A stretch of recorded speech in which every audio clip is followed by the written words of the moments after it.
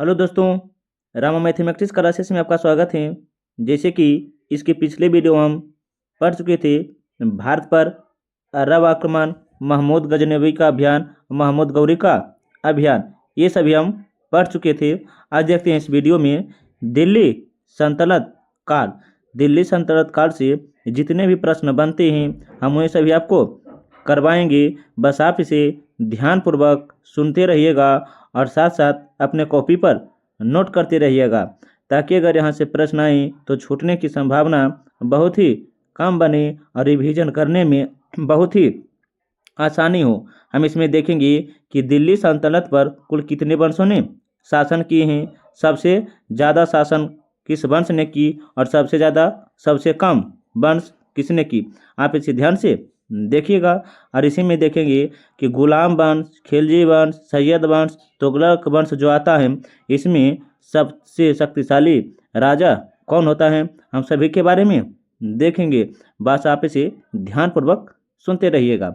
अगर वीडियो अच्छा लगता है तो लाइक, सब्सक्राइब, कमेंट और साथ साथ अपने दोस्तों के साथ भी शेयर कीजिएगा। आइए बिना समय लेते हुए आते हैं अपने टॉपिक पर। देखिएगा क्या, तो दिल्ली सल्तनत काल, इसका जो कालखंड माना जाता है 1206 से 1526 तक। 1206 से 1526 तक पहला प्रश्न यहाँ से बन जाता है कि दिल्ली सल्तनत ने शासन की 1206 से 1526 तक। ये जो है पानीपत का प्रथम युद्ध माना जाता है। देखिएगा, जिसमें से देखेंगे सत्ता हासिल करने के लिए संघर्ष। सत्ता हासिल करने के लिए संघर्ष किसने की, तो देखिएगा कुतुबुद्दीन ऐबक लाहौर एवं दिल्ली के लिए, क्या तो ताजुद्दीन क्या तो यलदौज गजनी के लिए, नासिरुद्दीन कुबाचा सिंध, मुल्तान, काबुल, गंधार के लिए सत्ता हासिल करने के लिए आपस में ही संघर्ष किए थे। आप इसे ध्यान से याद रखिएगा। देखते हैं, लेकिन प्रश्न यहाँ से बहुत बार पूछे गए हैं। जैसे पूछता है कि दिल्ली सल्तनत पर कुल कितने वंशों ने शासन किया, तो कुल 5 वंशों ने शासन किए। आप इसे ध्यान से याद रखिएगा। लेकिन ये भी कभी कभी प्रश्न पूछ देता है कि दिल्ली सल्तनत पर शासन करने वाले प्रथम वंश कौन थे और अंतिम वंश कौन थे, तो थोड़ा सा डाउट लगता है। लेकिन हम आपको एक ट्रिक बताते हैं, आप उसे ध्यान से अपने कॉपी पर नोट कर लीजिएगा। देखिएगा, ये जो है दिल्ली सल्तनत पर 5 प्रमुख वंश के जो हैं ट्रिक बताते हैं। देखिएगा जो हैं क्या, तो देखिएगा गुलाब, क्या बोले हैं, गुलाब। देखिएगा गुलाब खिले, क्या बोले हैं, तो गुलाब खिले तो सांस लो। गुलाब खिले तो सांस लो। आप इसे अपने कॉपी पर भी नोट कर लीजिएगा, ताकि यहाँ से क्रमानुसार अगर दिल्ली सल्तनत पर वंश देते हैं तो आप इसे आसानी से हल कर सकते हैं। जैसे हैं गु से हो जाता है गुलाब वंश जो पहला नंबर पर आता है, दूसरा हो जाता है खी से खिलजी वंश जो दूसरे नंबर पर आते हैं, तू से हो जाता है तुगलक वंश जो तीसरे नंबर पर आता है, स से हो जाता है सैयद वंश जो चौथे नंबर पर आते हैं, लो से हो जाता है लोधी वंश जो 5वें नंबर पर आता है। यहाँ पे से ध्यान से याद रखिएगा। ये चीज़ें आप लिख लीजिए, लेकिन हम इसी में कुछ और तथ्य देखते हैं। देखिएगा, गुलाम वंश जो माना जाता है 1206 से 1290 तक, गुलाम वंश का शासन काल 1206 से 1290 तक है। खिलजी वंश का शासन 1290 से 1320 तक है, 1320 तक है। तुगलक वंश का शासन काल 1320 से 1414 है, 1414 है। सैयद वंश का कालखंड जो है 1414 से 1451 है, 1414 से 1451। लोधी वंश का जो है 1451 से 1526 माना जाता है, 26 है। आप इसे ध्यान से अपने कॉपी पर भी नोट कर लीजिएगा। ये डेट पूछ देता है कि गुलाम वंश का कालखंड अर्थात गुलाम वंश ने कब से कब तक शासन की, खिलजी वंश ने कब से कब तक शासन की, तो ये डेट याद रहेगा तो आप एग्जाम हॉल में बहुत ही सटीक आंसर दे सकते हैं। इसी में हम देखेंगे कि जैसे हैं कि गुलाम वंश के संस्थापक कौन है, तो कुतुबुद्दीन ऐबक है। गुलाम वंश के संस्थापक कौन है, तो कुतुबुद्दीन ऐबक है। खिलजी वंश के संस्थापक कौन है, तो जलालुद्दीन खिलजी, तो जलालुद्दीन खिलजी हैं। सबसे कम समय कार्य किए हैं तो 1300। देखिएगा 1290 से 1320, 1290 से 1320 लगभग 30 वर्ष। तो यहाँ से पूछेंगे कि दिल्ली सल्तनत के प्रमुख राजवंशों में कौन सा वंश था जो सबसे कम शासन किए, तो कौन था, खिलजी वंश। कौन था? खिलजी वंश। आप इसे ध्यान से याद रखिएगा। और दूसरा है तुगलक वंश के संस्थापक जो माना जाता है गायसुद्दीन तुगलक है। गायसुद्दीन तुगलक है। सबसे लंबा कार्यकाल, तब पूछेंगे दिल्ली सल्तनत पर सबसे लंबा कार्यकाल किसने किया है? तो तुगलक वंश 1320 से 1414। 1320 से 1414। सैयद वंश, क्या बोले हैं? सैयद वंश जो है इसका संस्थापक खिरिज खां है। कौन है? तो खिरिज खां है। लोधी वंश का संस्थापक बहलोल लोधी है। कौन? तो बहलोल लोधी। यहाँ पे से ध्यान से याद रखिएगा। इसी तरह आप अपने कॉपी पर भी नोट कर लीजिएगा ताकि रिवीजन करते समय आपको बहुत जल्द से जल्द रिवीजन में आसानी हो। आप इसे ध्यान से याद रखिएगा।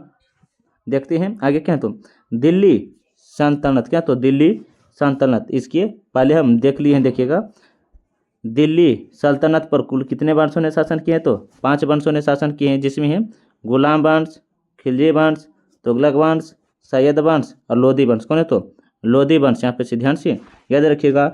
यहाँ से प्रश्न किस तरह पूछते हैं हम इसका एक MCQ प्रश्न लाएंगे, देखिएगा, जिसमें से पूछता है कि दिल्ली सल्तनत पर शासन करने वाले प्रथम वंश कौन है? तो गुलाम वंश। अंतिम कौन है? तो लोधी वंश। कौन है? तो लोधी वंश। अगर कालानुक्रमानुसार सजाने के लिए दे देता है तो हम उसका एक ट्रिक बता चुके हैं। ट्रिक क्या बताएं? तो गुलाब खिले तो सांस लो। आप इसे अपने कॉपी पर नोट कर लीजिएगा। ये सजाने के लिए देता है तब। देखिएगा क्या? तो गुलाम वंश या मामलुक वंश या इलबरी वंश, तीनों एक ही है। गुलाम वंश, मामलुक वंश या क्या? तो इलबरी वंश, तीनों क्या? तो एक ही है। जिसका कालखंड कितना? 1206 से 1290 माना जाता है। 1206 से 1290। देखिएगा जिसमें से हैं कुतुबुद्दीन ऐबक, क्या? तो शमसुद्दीन इल्तुतमिश, गायसुद्दीन बलबन। गायसुद्दीन बलबन था। जिसमें कुतुबुद्दीन ऐबक कुतुबी वंश का है। कौन? तो कुतुबी वंश का है। शमसुद्दीन इल्तुतमिश इसके हैं शमसी या इलबरी वंश का है। शमसी या इलबरी वंश का है। गायसुद्दीन बलबन जो है बलबनी वंश का है। कौन से? तो बलबनी वंश का है। पे से ध्यान से याद रखिएगा। ये देखते हैं आगे क्या? तो ये जो है कम समय में बहुत ही अच्छी रिवीजन दे सकता है। देखिएगा क्या? तो एक मिनट देखिएगा। प्रमुख शासक, तो इसमें देख लेते हैं कि गुलाम वंश में कुल कितने शासक हुए हैं और कौन से शासक महत्वपूर्ण हुआ है, उसी के बारे में हम देखेंगे, क्योंकि प्रश्न वहीं से उठता है। देखिएगा क्या? तो जिसमें से पहला है कुतुबुद्दीन ऐबक, क्या? तो आराम शाह इल्तुतमिश, क्या? तो रुकनुद्दीन फिरोज शाह, रजिया, क्या? तो बहराम शाह, क्या? तो बहराम शाह, मासूम, क्या? तो मसूद शाह, नासिरुद्दीन बलबन, कैकोबाद, कयूमर से, क्या? तो कयूमर से। आप इसे ध्यान से याद रखिएगा। तो यहाँ से प्रश्न पूछेंगे कि गुलाम वंश में कुल कितने शासक हुए? तो 11 शासक हुए हैं। कौन? तो 11, जिसमें से हैं, दोबारा बोलते हैं, देखिएगा, ऐबक, आराम शाह इल्तुतमिश, रुकनुद्दीन फिरोज शाह, रजिया सुल्तान, बहराम शाह, क्या? तो मसूद शाह, नासिरुद्दीन बलबन, कैकोबाद, कहें तो कयूमर सिंह। आप इसे ध्यान से याद रखिएगा। इसी तरह आप भी अपने कॉपी पर नोट कर लीजिएगा। यहाँ से प्रश्न ये पूछता है कि निम्नलिखित में कौन सा गुलाम वंश के शासक हैं या कौन सा गुलाम वंश का शासक नहीं है। यहाँ से इसी तरह का प्रश्न पूछते हैं, जिसमें से प्रमुख हो जो हैं, एक है कुतुबुद्दीन ऐबक, दूसरा है इल्तुतमिश, उसके बाद है रजिया, उसके बाद हो जाता है बलबन, उसके बाद क्या होता है इसके, तो देखते हैं आगे क्या है। देखिएगा ये जो है प्रमुख है। क्या है? प्रमुख है, क्योंकि यहाँ से प्रश्न ज़्यादा बनते हैं। देखिएगा जिसमें से हम पढ़ेंगे, पहले हैं कुतुबुद्दीन ऐबक। देखिएगा इसका जो कालखंड है अर्थात शासन काल है 1206 से 1200 कितना? तो 10 है। लेकिन ये जो है गुलाम वंश का संस्थापक हैं, गुलाम वंश का संस्थापक और गुलाम वंश का क्या? तो 1206 से 1290। आप इसे ध्यान से याद रखिएगा। 1206 से 1200 कितना है? 90 है। देखिएगा लेकिन यहाँ से पूछेंगे कुतुबुद्दीन ऐबक का कालखंड 1206 से 1210 है, जिसमें से देखिएगा संस्थापक ऐबक, क्या? तो अब्दुल अजीज कोका, क्या? तो खरीदा जो मोहम्मद गौरी। देखिएगा मोहम्मद गौरी ने कुतुबुद्दीन ऐबक को खरीदा था। क्या? तो खरीदा था किससे? तो अब्दुल अजीज कोका से किसे? मोहम्मद गौरी ने किसे खरीदा? तो कुतुबुद्दीन ऐबक को। लेकिन यहाँ से प्रश्न पूछेंगे कि कुतुबुद्दीन ऐबक जो है गुलाम वंश के क्या है? तो संस्थापक हैं। यहाँ पे ध्यान से याद रखिएगा। ये कुतुबुद्दीन ऐबक जो था मोहम्मद गौरी का गुलाम एवं दामाद था। गुलाम एवं क्या तो दामाद था। आप इसे ध्यान से याद रखिएगा। लेकिन इसी में देखेंगे आगे क्या तो अमीर ए आखुर क्या तो अस्तल बल का प्रमुख है। अस्तल बल का प्रमुख है। आप इसे ध्यान से याद रखिएगा। क्या तो कुतुबुद्दीन ऐबक ने अपनी राजधानी लाहौर बनाई। कहाँ बनाई तो लाहौर बनाई है। क्या तो खुतबा नहीं पढ़वाया था। खुतबा अर्थात कुतुबुद्दीन ऐबक ने कोई खुतबा अपने शासनकाल में नहीं लिखवाया था या नहीं पढ़वाया था। आप इसे ध्यान से याद रखिएगा।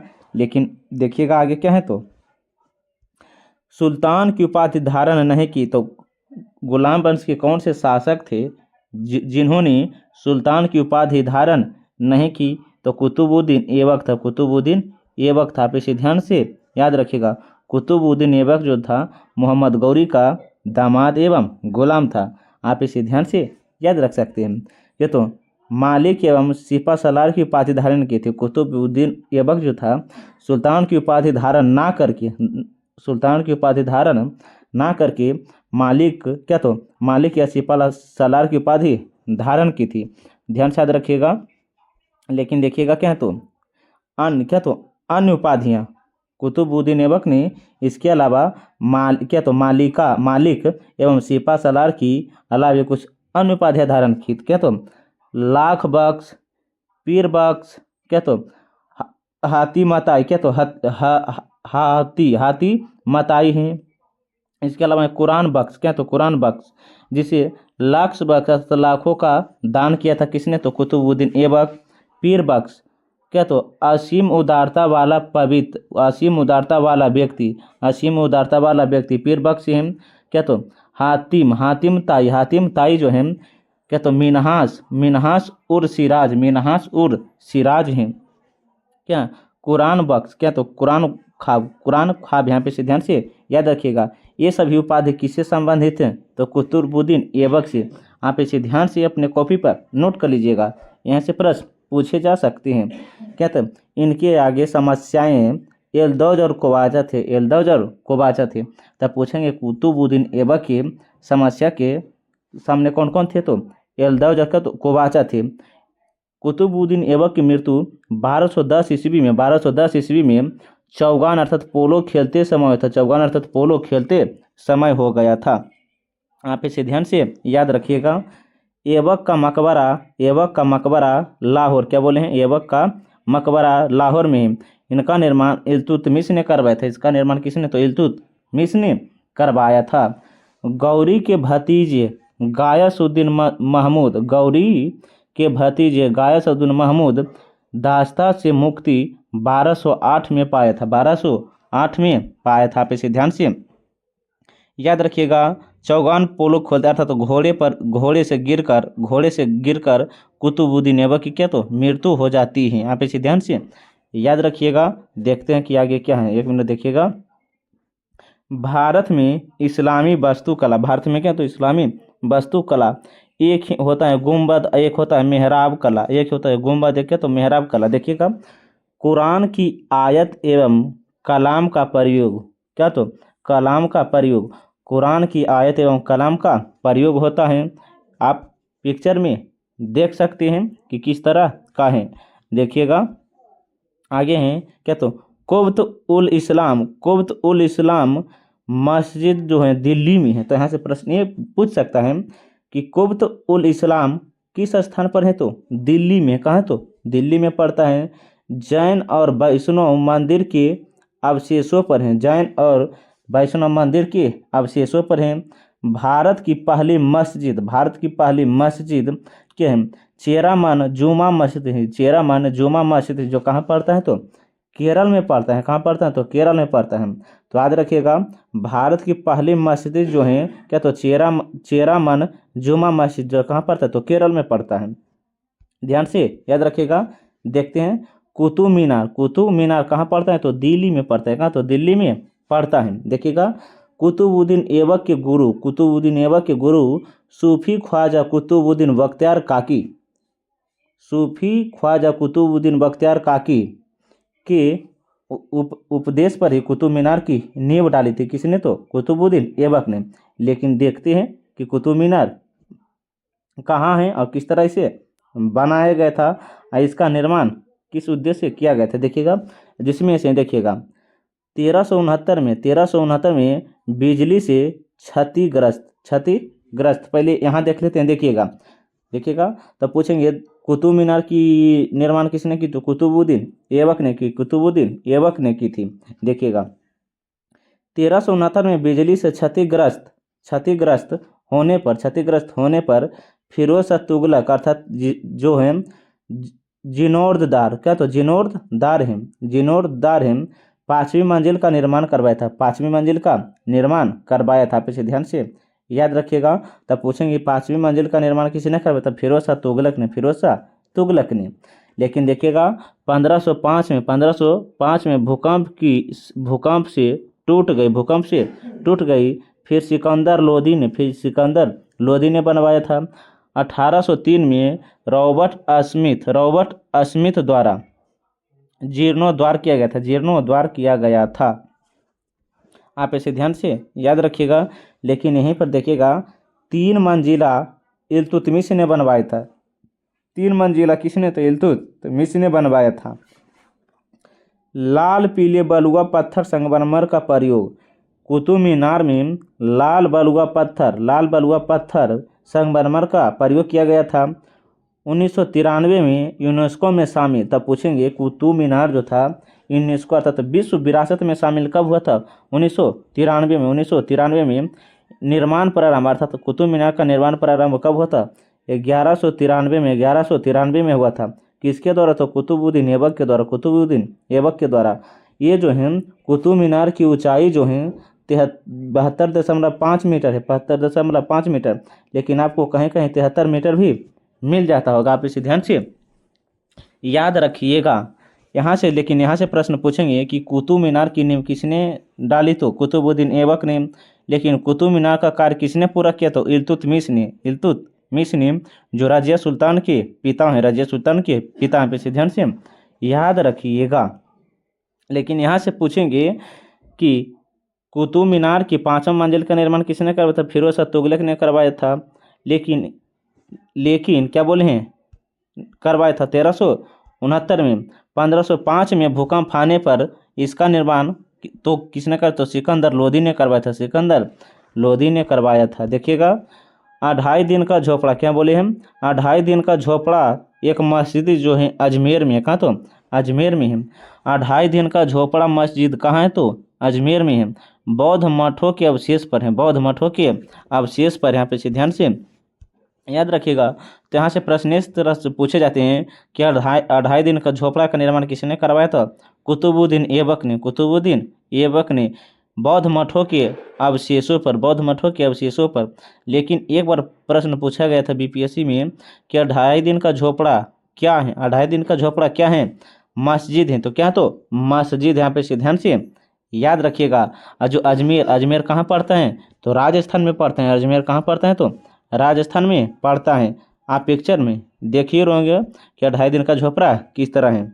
देखिएगा क्या? तो आगे है इल्तुतमिश। क्या है? तो इल्तुतमिश। देखिएगा इल्तुतमिश जो गुलाम वंश का वास्तविक संस्थापक माना जाता है। गुलाम वंश का वास्तविक संस्थापक। लेकिन यहाँ से प्रश्न पूछेंगे कि गुलाम वंश के संस्थापक कौन है? तो आंसर लगाएगा कुतुबुद्दीन ऐबक। लेकिन वास्तविक संस्थापक पूछेगा तो इल्तुतमिश। आराम शाह को मारकर खुद गद्दी पर बैठ गए तो कौन? इल्तुतमिश। आप इसे ध्यान से याद रखिएगा। लेकिन इल्तुतमिश का जो शासन काल है 1211 से 1236 माना जाता है। 1211 से 1236 माना जाता है। इल्तुतमिश, क्या बोले? इल्तुतमिश ऐबक का दामाद एवं गुलाम था। इल्तुतमिश कुतुबुद्दीन ऐबक का दामाद एवं गुलाम था। इसे गुलामों का गुलाम कहा जाता है। इल्तुतमिश को गुलामों का गुलाम कहा जाता है। यहाँ पे ध्यान से याद रखिएगा। देखिएगा बुखारा बाजार में बेचा गया और भाई ने के तो मोहम्मद चुस्तकबा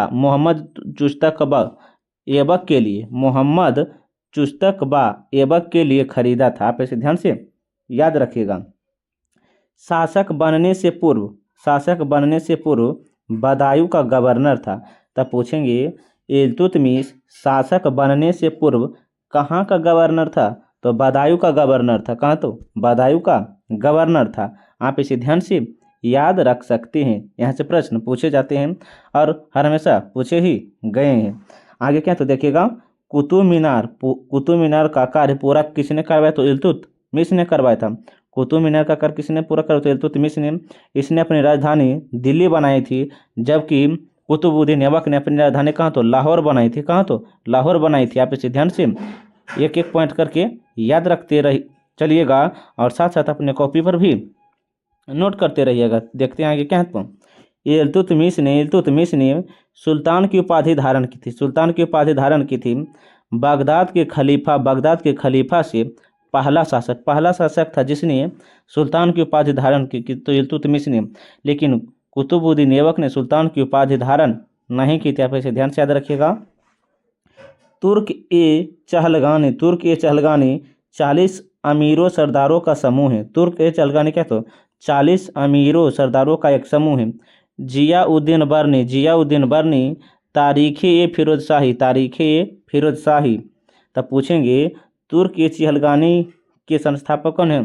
तो इल्तुतमिश है। कौन? तो इल्तुतमिश 40 सरदारों का एक समूह है। तो जियाउद्दीन बर्नी ने तारीख़-ए फिरोजशाही में लिखा है।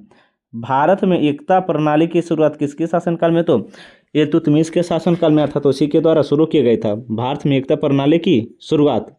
आगरा में क्या बोले हैं? आगरा में न्याय का घंटा लगवाया था किसने? तो इल्तुतमिश ने। मुद्रा क्या बोले हैं? मुद्रा 175 ग्रेन तांबा, जीतल और चांदी टांका का करवाया था। तब पूछेंगे इल्तुतमिश क्या बोले हैं? इल्तुतमिश ने कौन से सिक्का चलवाया था? तांबा जो जीतल का था और चांदी एक टाका था। क्या? तो टाका था। आप इसे ध्यान से याद रखिएगा।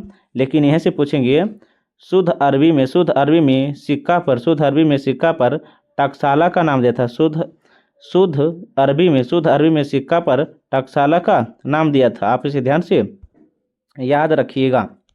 इल्तुतमिश से हर हमेशा प्रश्न पूछे गए हैं और जिस तरह हम आपको पढ़ा रहे हैं आप भी साथ साथ बोलते रहिएगा और एक एक पॉइंट करके आप भी नोट कर लीजिएगा ताकि रिवीजन करते समय आपको बहुत ही आसानी हो। आइए देखते हैं आगे क्या है। तो प्रमुख अभियान देखिएगा। 1215 में तराइन का तृतीय युद्ध तो देखिएगा। तराइन का प्रथम युद्ध 1191 में होता है और तराइन का दूसरा युद्ध 1192 में होता है। तराइन का दूसरा युद्ध पहले देखिएगा। तराइन का प्रथम युद्ध 1191 और तराइन का दूसरा युद्ध 1192 में होता है। पे ध्यान से याद रखिएगा।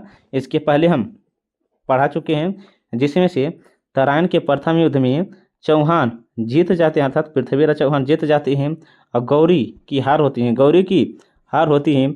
लेकिन तराइन के दूसरा युद्ध में गौरी जीत जाती हैं, पृथ्वीराज चौहान के हार हो जाते हैं। आप इसे ध्यान से याद रखिएगा। लेकिन यहाँ पर दिया है 1215 में तराइन का तृतीय युद्ध इल्तुतमिश और एलदौज के बीच हुआ था।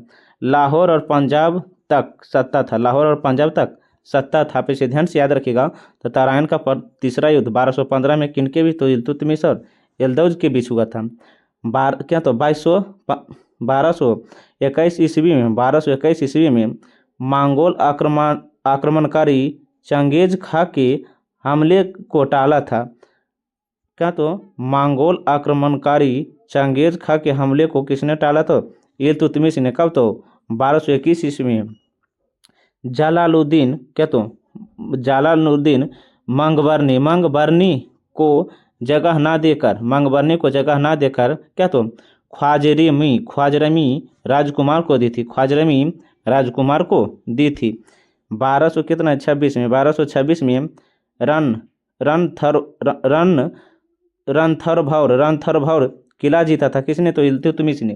तो यहाँ से डायरेक्ट प्रश्न पूछता है कि इल्तुतमिश ने रणथंभौर का किला कब जीता? तो 1226 में जीता था। आप इसे ध्यान से याद रखिएगा। देखते हैं आगे क्या है। तो इल्तुतमिश ने भटिंडा लाहौर पर सत्ता कायम की थी। भटिंडा और लाहौर पर सत्ता कायम की थी। आप इसे ध्यान से याद रखिएगा। 1228 में मुल्तान को जीता था। मुल्तान को जीता था किसे? तो कुबाचा से। कुबाचा से जीता था। 1232 में ग्वालियर को जीता था। किसने? तो इल्तुतमिश ने 1232 में ग्वालियर को जीता था। अपने बेटे नासिरुद्दीन मोहम्मद की यादें में, अपने बेटे नासिरुद्दीन मोहम्मद की यादें में क्या है? सुल्तानगढ़ी का मकबरा, सुल्तानगढ़ी का मकबरा भारत का पहला मकबरा था। भारत का पहला मकबरा था। इल्तुतमिश ने मकबरा शैली का जनक कहा जाता है। इल्तुतमिश को मकबरा शैली का जनक कहा जाता है। तो पूछेंगे मकबरा शैली का जनक किसे कहा जाता है? तो इल्तुतमिश को। आप इसे ध्यान से याद रखिएगा। अपने बेटे नासिरुद्दीन मोहम्मद की यादें में क्या? तो सुल्तानगढ़ी का मकबरा बनवाया था। भारत का पहला मकबरा था। भारत का पहला मकबरा था।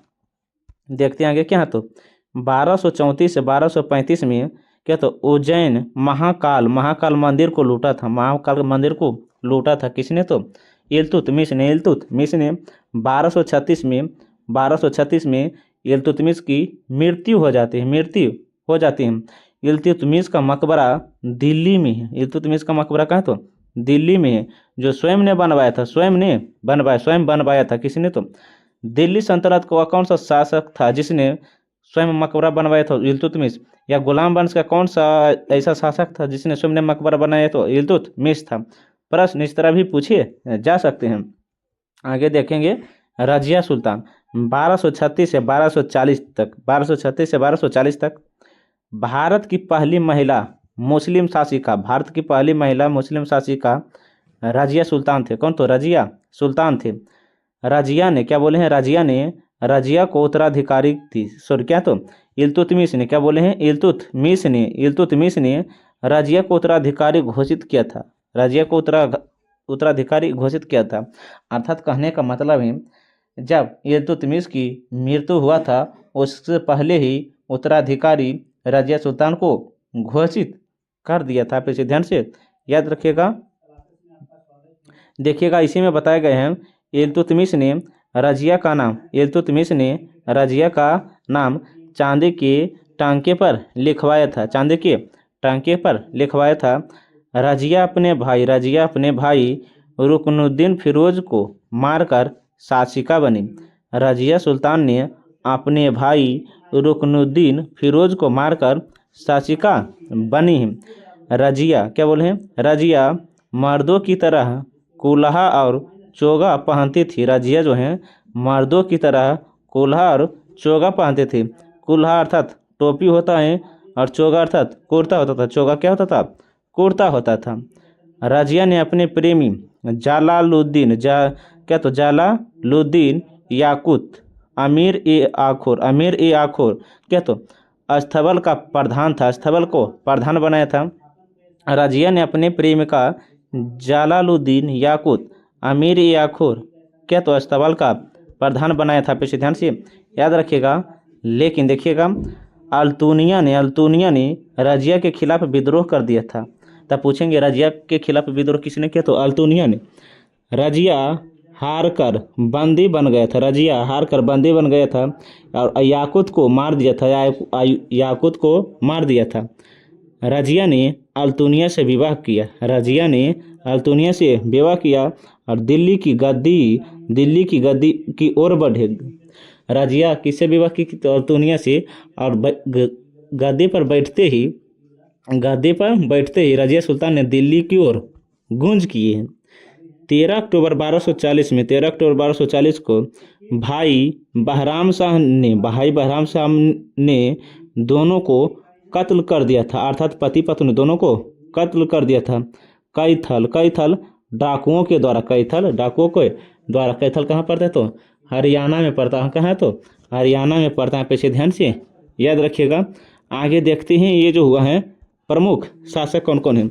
एक है बहराम शाह 1240 से 1242। इसके समय भी मंगोल आक्रमण हुआ था। सत्ता में एक नया पद था। एक नया पद था नायब ए मामलिकता क्या? तो संपूर्ण अधिकारों का स्वामी। किसी तो कौन था? बहराम शाह ने चलवाया था।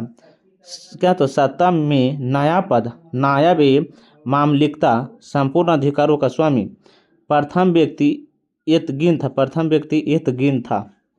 आप इसे ध्यान से याद रखिएगा। देखते हैं क्या तो मसूद शाह, क्या तो मसूद शाह 1242 से 1246 होते हैं। ये जो हैं इनके बारे में ये प्रमुख कार्य नहीं किए हैं, इसी के लिए हम नहीं पढ़ते हैं। लेकिन देखेंगे नासिरुद्दीन मोहम्मद, क्या बोले हैं, नासिरुद्दीन मोहम्मद के 1246 से 1266 तक शासक बनता है। सादा जीवन अर्थात सादा जीवन कुरान के अनुसार शासन करते थे। सादा जीवन कुरान के अनुसार शासन करते थे। कुरान की नकल करता था। टोपी सिलकर जीवन व्यतीत करते थे। तब पूछेंगे सादा जीवन एवं कुरान के अनुसार एवं कुरान की नकल करते हुए कौन से शासक जीते थे? तो नासिरुद्दीन मोहम्मद। टोपी सिलकर जीने वाले सुल्तान नासिरुद्दीन मोहम्मद था। वाजिर नायब ए मामलिकता, क्या तो नायब ए मामलिकत बलबन उल्गू खां की उपाधि दी थी। बलबन ने इन्हें उल्गू खां की उपाधि दी थी। किसे? तो नासिरुद्दीन मोहम्मद को। तो पूछेंगे नासिरुद्दीन मोहम्मद को उल्गू खां की उपाधि किसने दी? तो बलबन ने दिया था। नासिरुद्दीन मोहम्मद बलबन का दामाद था। नासिरुद्दीन मोहम्मद किसका दामाद था? बलबन का दामाद था। शासन का पूरा नियंत्रण बलबन के हाथों में था। शासन का पूरा नियंत्रण किनके हाथों में था? तो बलबन के हाथों में था। पे इसे ध्यान से याद रखिएगा। लेकिन यहाँ से प्रश्न सबसे ज़्यादा बार पूछा गया है कि नासिरुद्दीन को उल्गू खां की उपाधि किसने दी? तो बलबन ने दी थी, जो शासन का पूरा नियंत्रण रखता था। और ये जो है नासिरुद्दीन बलबन का दामाद था। कौन? तो दामाद था। देखेंगे आगे गायसुद्दीन बलबन। यहाँ से सबसे ज़्यादा प्रश्न पूछते हैं। एक है कुतुबुद्दीन ऐबक, दूसरा है इल्तुतमिश, और तीसरा है रजिया सुल्तान, और चौथा जो जहाँ से प्रश्न पूछता है वो है गायसुद्दीन बलबन। देखिएगा इनका जो शासनकाल है 1266 से 1287 है। 1266 से कितना है? तो 1287 है। देखिएगा इल्तुतमिश का गुलाम कौन था? बलबन था। इल्तुतमिश का गुलाम कौन था? बलबन था। बलबन का वास्तविक नाम क्या? तो बहाउद्दीन था। बलबन का वास्तविक नाम क्या था? बहाउद्दीन था। बलबन खुद को जिल्ले इलाही अर्थात ईश्वर का प्रतिनिधि कहा था। किसने? तो बलबन ने ही सिजदार पेबोस चलाया था। सिजदा का अर्थ होता है घुटने के बल सर झुकाना, और पैबोस का अर्थ होता है पैरों को चूमना। पैबोस का अर्थ क्या होता है? पैरों को चूमना या चरण को चूमना। पे इसे ध्यान से याद रखिएगा। तो यहाँ से प्रश्न पूछेंगे सिजदा एवं पैबोस किस गुलाम वंश के शासक द्वारा चलाया गया? तो गायसुद्दीन बलबन के द्वारा चलाया गया था। आप इसे ध्यान से याद रखिएगा। क्या? तो जिले इलाही किसे कहा गया है? तो बलबन को ही कहा गया है। बलबन का अन्य नाम देखते हैं क्या है? तो उल्गू खां नासिरुद्दीन मोहम्मद ने कहा था। तब पूछेंगे नासिरुद्दीन मोहम्मद ने बलबन को उल्गू खां की उपाधि दी थी। नासिरुद्दीन क्या? तो नासिरुद्दीन मोहम्मद ने वाजिर नायब ए मामलिकता क्या? तो नायब ए मामलिकता की भी उपाधि धारण किए थे। कौन? तो बलबन। और ये उपाधि किसने दी? तो नासिरुद्दीन मोहम्मद ने स्वयं अपने ससुर को दिए थे। आप इसे ध्यान से याद रखिएगा। 20 वर्ष क्या बोले हैं? 20 वर्ष वाजिर रहा, लेकिन सुल्तान के छत्र का उपयोग किया था। 20 वर्ष वाजिर रहा, लेकिन सुल्तान के छत्र का उपयोग किया था। किसने? तो बलबन ने। किसने? तो बलबन ने। तुर्क ए चिहलगानी को किसने चलवाया? तो इल्तुतमिश ने चलवाया था। किसने? इल्तुतमिश ने। सदस्य तुर्क ए चिहलगानी को समाप्त किया था। किसने? तो बलबन ने। लेकिन चलाया था किसने? चला? तो इल्तुतमिश ने चलाया था। और इसकी समाप्ति किसने किया? तो बलबन ने किया था। वैसे ध्यान से याद रखिएगा। इल्तुतमिश ने इल्तुतमिश ने खासदार अंगरक्षक था। बहराम शाह ने क्या बोले? बहराम शाह ने अमीर ए शिकार। बहराम शाह ने अमीर ए आखोर अमीर ए शिकार कहा था, आप इसे ध्यान से याद रखिएगा। लेकिन है बलबन ने दिल्ली में लाल महल बनवाया था, दिल्ली में लाल महल बनवाया था। पूछेंगे दिल्ली में कुतुबुद्दीन ऐबक ने कुतुब मीनार की नेम डाली थी। इसके अलावा क्या तो 2.5 दिन का झोपड़ा जो है अजमेर में बनाया था किसने, तो बलबन सॉरी क्या तो कुतुबुद्दीन ऐबक ने ही बनवाया था। लेकिन बलबन ने दिल्ली में लाल महल बनवाया था, क्या तो लाल महल बनवाया था। देखिएगा आगे क्या है, तो 1 मिनट देखिएगा। क्या तो नौरोज उत्साह 19 दिन, नौरोज उत्साह 19 दिन होता था। क्या तो ईरानी प्रथा, ये ईरानी प्रथा थी, आप इसे ध्यान से याद रखिएगा, ईरानी प्रथा थी। बलबन ने, पहले देख लीजिए इसके ऊपर, बलबन ने सुल्तान की प्रतिष्ठा के लिए रक्त और लौ की नीति अपनाई। तब पूछेंगे रक्त एवं लौ की नीति किसे अपनाई, तो बलबन ने। क्या तो मेवातियों डाकुओं के खिलाफ ये संघर्ष किए, तब बलबन ने रक्त और लौ की नीति अपनाई। नवरोज उत्सव 19 दिन के होते थे। नवरोज उत्सव कितने दिनों का, तो 19 दिन के होते थे। ये एक ईरानी प्रथा थे। बलबन के प्रमुख विभाग देखिएगा क्या थे। दीवान ए अर्ज सैन्य विभाग होते थे। ये हैं मुगल कालीन क्या, तो दीवान ए अर्ज सैन्य विभाग, वारिद ए मामलिक गुप्तचर विभाग होते थे। क्या तो गुप्तचर विभाग होते थे। न्याय विभाग क्या तो पक्षपात रहित कठोर न्याय। बरनी तारीखे फिरोजशाही लिखा था। बरनी कौन, तो तब पूछेंगे तारीखे फिरोजशाही पुस्तक के लेखक कौन है, तो बरनी है। कौन है, तो बरनी है। आप इसे ध्यान से याद रखिएगा। इसके अलावा देखिए क्या है, तो आगे 1279 में बंगाल विद्रोह हुआ था। कौन, तो बंगाल विद्रोह हुआ था। क्या तो तुगरिल खा स्वयं को स्वतंत्र कर दिया था। तुगरिल खा स्वयं को स्वतंत्र कर लिया था। आमीन खा भगा दिया था। आमीन खा तुगरिल खा को क्या तो भगा दिया था। अर्थात कहने का मतलब समझिएगा, तो क्या तो तुगरिल खा आमीन खा को भगा दिया। तुगरिल खा आमीन खा को क्या तो भगा दिया था और स्वयं को स्वतंत्र कर लिया था। बलबन क्या बोले हैं, बलबन अमीन खा जो अवध का था, आप इसे ध्यान से, बलबन ने इसे मार दिया था। बलबन ने आमीन खा को मार दिया था और अवध पर अधिकार किए थे। देखिएगा आगे क्या है, तो बाद में बलबन तुगरिल खा को बहुत बुरी तरह मौत दिया था। अर्थात कहने का मतलब है बलबन ने आमीन खा को भी मारा था और आमीन खा के बाद तुगरिल खा को भी मार दिया था। किसने, तो बलबन ने।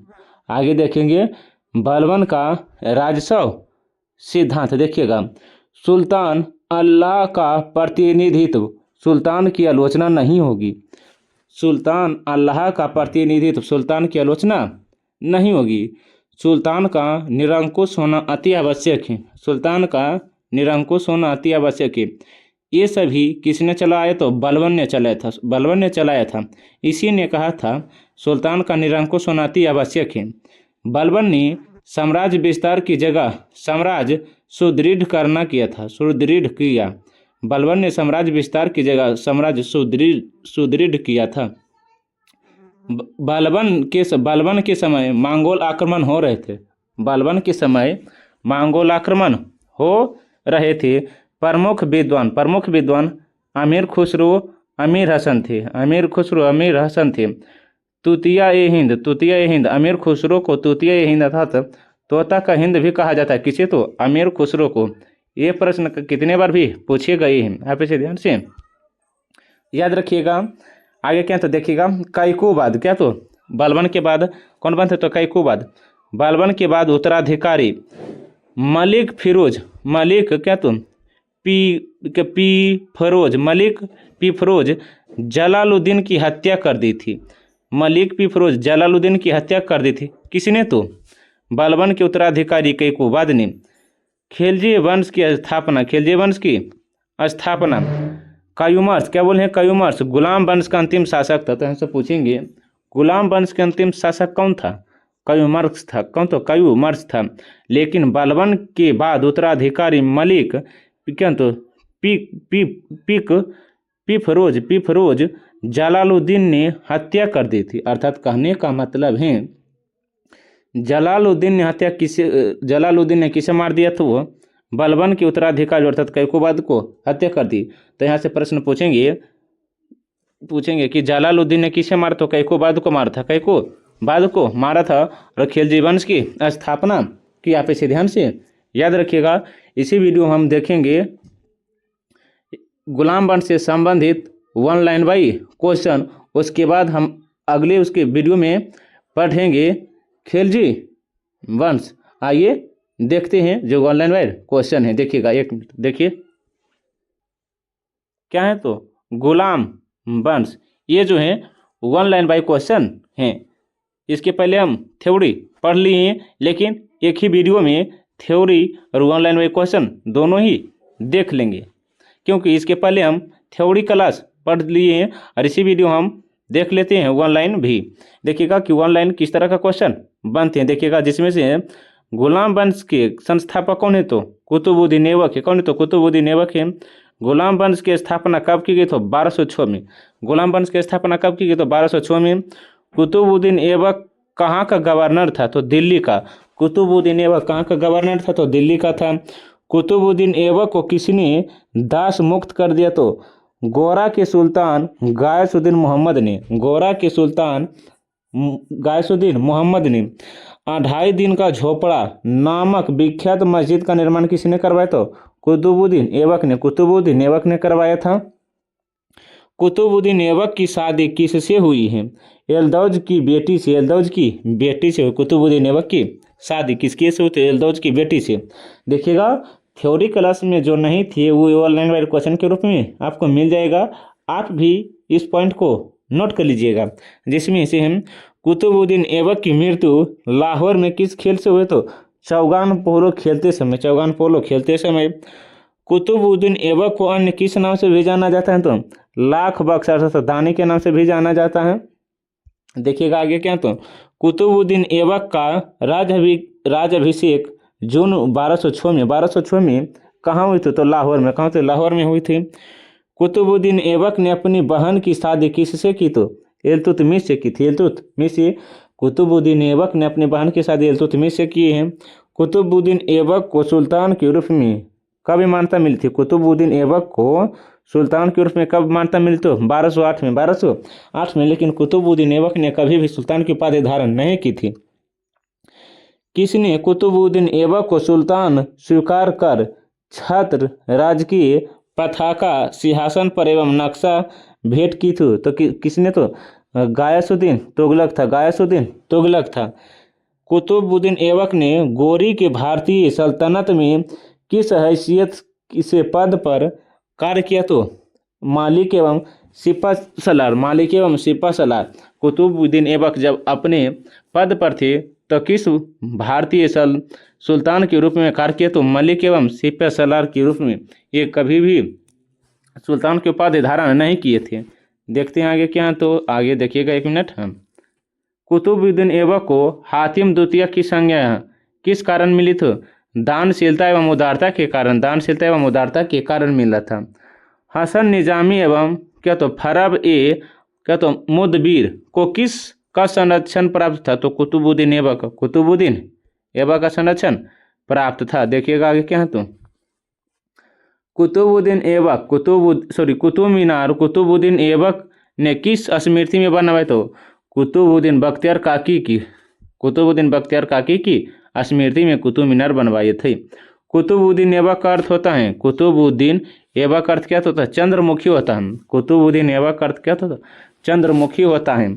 कुतुबुद्दीन ऐबक का सहायक सेनापति कौन था, बख्तियार खिलजी था। कुतुबुद्दीन ऐबक का सहायक सेनापति बख्तियार खिलजी था। लेकिन कुतुबुद्दीन का अर्थ क्या होता है, चंद्रमुखी होता है। क्या, तो चंद्रमुखी होता है। देखिएगा, दिल्ली सल्तनत पर शासन करने वाले वंश एवं शासक, जिसमें से एक तरफ वंश दूसरी तरफ शासक, उसके बाद है शासन काल। देखिएगा 1 मिनट, जिसमें से देखिएगा गुलाम वंश में है कुतुबुद्दीन ऐबक 1206 से 1210, आराम शाह 10 से 11, 1210 से 11 हैं। इल्तुतमिश 1210 से 36 हैं। उसके बाद हैं रुकनुद्दीन फिरोज शाह 1336 से 1236 से 1236 हैं। रजिया सुल्तान 1236 से 1240 है। 1240 यहाँ पे ध्यान से याद रखिएगा। मोइनुद्दीन बाराम शाह 1240 से 1242 हैं। अलाउद्दीन मसूद शाह हैं 1242 से 1246 हैं। नासिरुद्दीन मोहम्मद जो है नासिरुद्दीन मोहम्मद है 1246 से 1266 है। 1266 हैं। इसी में देखेंगे गायसुद्दीन बलबन 1266 से 1286 हैं। कैकोबाद या शमसुद्दीन कयूमर्स जो है 1287 से 1290 हैं। आगे देखिएगा जो है खिलजी वंश का, किस वंश का है तो खिलजी वंश का शासक हैं जलालुद्दीन फिरोज खिलजी 1290 से 1296। अलाउद्दीन खिलजी 1296 से 1316 हैं। 1296 से 1316 हैं। शिहाबुद्दीन उमर जो है 1316 से 1316 ही हैं। कुतुबुद्दीन मुबारक खिलजी जो हैं 1316 से 1320 हैं। नासिरुद्दीन क्या तो खुसराव शाह 1320 में है, 1320 से 1320 हैं। आगे हैं तुगलक वंश। गायसुद्दीन तुगलक 1320 से 1325। मोहम्मद बिन तुगलक 1325 से 1351। फिरोज शाह तुगलक 1351 से 1388। गायसुद्दीन तुगलक द्वितीय 1388 से 1389। अबू बकर 1389 से 1390। नासिरुद्दीन मोहम्मद शाह 1390 से 1394। क्या तो अलाउद्दीन सिकंदर शाह 1394। नासिरुद्दीन मोहम्मद शाह 1394 से 1412 हैं। आगे क्या तो सैयद वंश खिरज खां 1414 से 1421 हैं। आगे देखिए क्या तो मुबारक शाह 1421 से 1434 हैं। मोहम्मद शाह 1434 से 1445 हैं। अलाउद्दीन आलम शाह 1445 से 1450 हैं। आगे हैं लोधी वंश जो सबसे अंतिम वंश है। बहलोल लोधी 1351 से 1389 हैं। सिकंदर लोधी 1389 से 1517 हैं। इब्राहिम लोधी 1517 से 1526। यहाँ पे से ध्यान से याद रखिएगा।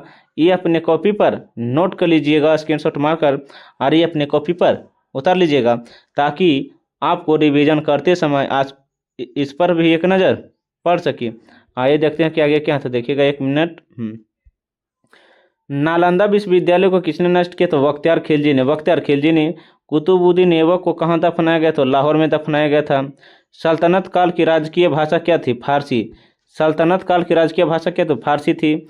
कुतुबुद्दीन ऐबक के पुत्र का नाम आराम शाह था। क्या तो आराम शाह। आराम शाह कितने महीने तक सिंहासन पर बैठा तो 8 महीने तक। आराम शाह कितने महीनों तक अपने पद पर तो 8 महीने। देखिएगा आगे क्या तो आराम शाह की हत्या किसने की तो इल्तुतमिश ने। इल्तुतमिश कब गद्दी पर बैठा 1211 में। इल्तुतमिश कुतुबुद्दीन ऐबक के क्या थे गुलाम थे। इल्तुतमिश का पूरा नाम क्या तो शम्स उद दीन इल्तुतमिश था। देखिएगा सुल्तान बनने के पूर्व इल्तुतमिश कहाँ का सूबेदार तो बदायूं के थे। गुलाम 40 का संगठन किसने इल्तुतमिश ने करवाया था। कब इल्तुतमिश ने एलदौज को तराइन के मैदान में पराजित की तो 1215 में। इल्तुतमिश को वास्तविक सुल्तान को दर्जा 1229 में किसे प्राप्त हुई तो बगदाद के खलीफा से। आप इसे ध्यान से याद रखिएगा। इल्तुतमिश ने कौन सी उपाधि धारण की तो नासिर अमीर उल मोमिन की उपाधि धारण की थी। सर्वप्रथम शुद्ध अरबी सिक्का किसने चलवाया था इल्तुतमिश ने। कौन सा शासक राजधानी को लाहौर से दिल्ली स्थानांतरित की तो इल्तुतमिश ने लाहौर से राजधानी दिल्ली स्थानांतरित की थी। क्या तो ख्वाजा मुइनुद्दीन चिश्ती के दरगाह को किसने बनवाया तो इल्तुतमिश ने बनवाया था। मध्य एशिया के मंगोल का नेता कौन था चंगेज खां था। कौन तो चंगेज खां था। आप इसे ध्यान से याद रखिएगा। चंगेज खां ने भारत पर कब आक्रमण की तो 1221 में की थी। कौन अपने ईश्वर का अभिश्राप कहता है तो चंगेज खां अपने ईश्वर का अभिश्राप कहता है। मंगोल के आक्रमण से भारत को किसने बचाया तो इल्तुतमिश ने बचाया था। इल्तुतमिश ने किसे अपना उत्तराधिकारी घोषित किया तो अपने पुत्री रजिया को। इल्तुतमिश की मृत्यु कब होती तो 1236 में होता है। देखिएगा क्या क्या तो अमीरों ने इल्तुतमिश का उत्तराधिकारी किसे ने किसे घोषित किया तो रुकनुद्दीन फिरोज को। रजिया ने कैसे वस्त्र पहनकर जनता से न्याय मांगा तो लाल वस्त्र पहनकर मांगा था। रजिया को कब जनता तथा अमीर ने गद्दी पर बैठाया तो 1236 में। रजिया ने किसको अमीर ए आखुर नियुक्त किया तो किसी आयुक्तों को। रजिया ने किसे क्या तो तबर हिंद और भटिंडा का अख्तादार नियुक्त किया तो अल्तुनिया को। किसे तो अल्तुनिया को किया था। रजिया ने किससे से विवाह की तो अल्तुनिया से। रजिया ने अल्तुनिया से विवाह किया था। देखेंगे किसने रजिया को हिंदू डाकुओं से हत्या करवा दी तो बहराम शाह, था तो उसके भाई ने बहराम शाह करवा दिए थे। लेकिन इसी में देखा गया है दिल्ली सल्तनत की प्रथम तुर्क महिला कौन थी तो रजिया थी। कौन तो रजिया थी। रजिया को अपरस्त कर तुर्की सरदारों ने किसे दिल्ली पर गद्दी पर बैठा तो मोइनुद्दीन बहराम शाह को बैठाया था। सुल्तान का अधिकार कम करने के लिए कौन सी नए पद का गठन किया गया तो नायाब ए मामलिकता। देखिएगा क्या बोले हैं, सुल्तान का अधिकार कम करने के लिए कौन से नए पद का नायाब ए मामलिकता अर्थात नायाब नामक चलाया गया था। प्रथम नायाब किसे नियुक्त किया गया था? गिन को। बहराम शाह की हत्या किसने की तो दिल्ली के तुर्क सरदारों ने। बहराम शाह का उत्तराधिकारी कौन बना तो अलाउद्दीन मसूद शाह बना था। मसूद शाह ने अपना अमीर हाजिब किसे बनाया तो बलबन को बनाया था। देखेंगे आगे कब बलबन ने मसूद के स्थान पर नासिरुद्दीन मसूद की सुल्तान बनाया था 1246 में। नासिरुद्दीन ने राज्य की समस्त शक्ति किसे सौंप दी तो बलबन को सौंप दी थी। नासिरुद्दीन ने बलबन को कौन सी उपाधि प्रदान की तो उल्गू खाकी। नासिरुद्दीन ने बलबन को कौन सी उपाधि तो उल्गू खाकी उपाधि दी थी। बलबन ने अपनी पुत्री की शादी किससे की थी? सुल्तान नासिरुद्दीन से की थी। बलबन ने किससे समझौता कर पंजाब में शांति स्थापित की? मंगोल नेता हलाकू से समझौता की थी। देखिएगा आगे क्या तुम नासिरुद्दीन मोहम्मद की मृत्यु के बाद उसका उत्तराधिकारी कौन बना? बलबन 1265 में। गयासुद्दीन बलबन किस जाति का था? इलवरी जाति का था। बलबन को किसने खरीद कर दिल्ली लाया था? ख्वाजा जलालुद्दीन बसरी ने। रजिया के शासनकाल में बलबन कौन सा पद था? अमीर ए शिकार के पद पर था। इल्तुतमिश द्वारा 40 दल को किसने समाप्त किया तो बलबन ने। मेवाड़ियों के विद्रोह का दमन किसने किया तो गयासुद्दीन बलबन ने। फारसी के प्रसिद्ध कवि अमीर खुसरो अमीर हसन किसके दरबार में रहते तो बलबन की। बलबन ने अपने विरोधियों के प्रति कौन सी नीति अपनाई तो लव एवं रक्त की नीति अपनाई थी। देखिएगा आगे क्या तो बलबन ने खुद को किसका वंशज माना तो अफरा सियाब का वंशज माना तो किसने? बलबन ने। बलबन की न्याय व्यवस्था कैसी थी? निष्पक्ष थी। बलबन की मृत्यु 1286 में हुआ था। बलबन का उत्तराधिकारी कैकोबाद था। कैकोबाद का सेनापति जलालुद्दीन फिरोज खिलजी था। कैकोबाद की मृत्यु कैसी हुई तो लकवा से हुई थी। गुलाम वंश का अंतिम शासक कौन था? शमसुद्दीन कयूमर्स था। कुवत उल इस्लाम मस्जिद का निर्माण किसके द्वारा किया गया था? कुतुबुद्दीन ऐबक के द्वारा।